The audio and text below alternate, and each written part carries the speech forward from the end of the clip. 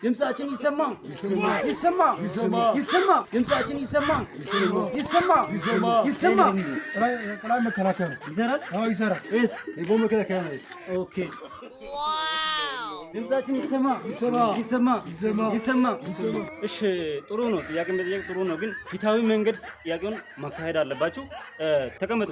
አንቀመጥም፣ ችግር የለውም እንመልሳለን። እሺ አለቃ። እሺ እንቀመጥ እንዴ? እሺ አለቃ፣ እድል ስለሰጡ እናመሰግናለን። እና ከዚህ በፊት ብዙ ጥያቄ ጠይቀናል፣ አልተመለሰም።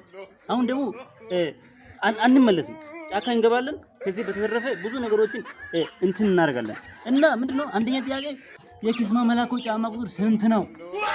አልተመለሰም። ማንም ብዙ ወጣቶች ጥያቄ ነው፣ የወጣት ብቻ አይደለም፣ የህዝብ ጥያቄ ነው። ስለዚህ ይሄ ለምንድን ነው የማይመለሰው? ከዚህ በፊት ብዙ ውይይት አድርገናል፣ አልተመለሰም።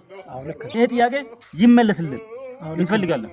አዎ ኦኬ፣ ይሄ ጥያቄ አሪፍ ነው። ከዚህ በፊት ብዙ ሰዎች ጠይቀዋል፣ ብዙ ሀገራት ነው የጠየቁት። ይሄ ማለት የኪስማ ጫማ ቁጥር ስንት ነው በሚል ርዕስ አፍሪካ ህብረት የራሱ ውይይት አድርጓል። ይሄን ብቻ አይደለም።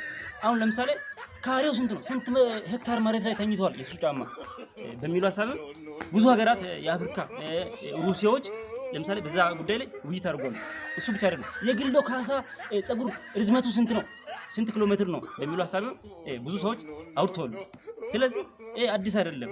ይሄ ደግሞ ጥያቄዎች ከቻይና ሀገር ብዙ ሳይንቲስቶች መጥቶ ይሄን ጥናት እያደረጉ ነው። ይገባል።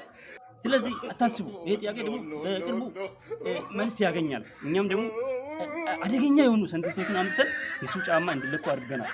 እሱ ብቻ አይደለም። አሁን ጫማውን አውልቀን ለምን ጫማውን አንስተን ሀይቅ አንገድብም? ጫማው በተነሳበት ቦታ ላይ ሀይቅ ለምንድን ነው ማንገድበው በሚለው ሀሳብም ብዙ ውይይት አድርገናል።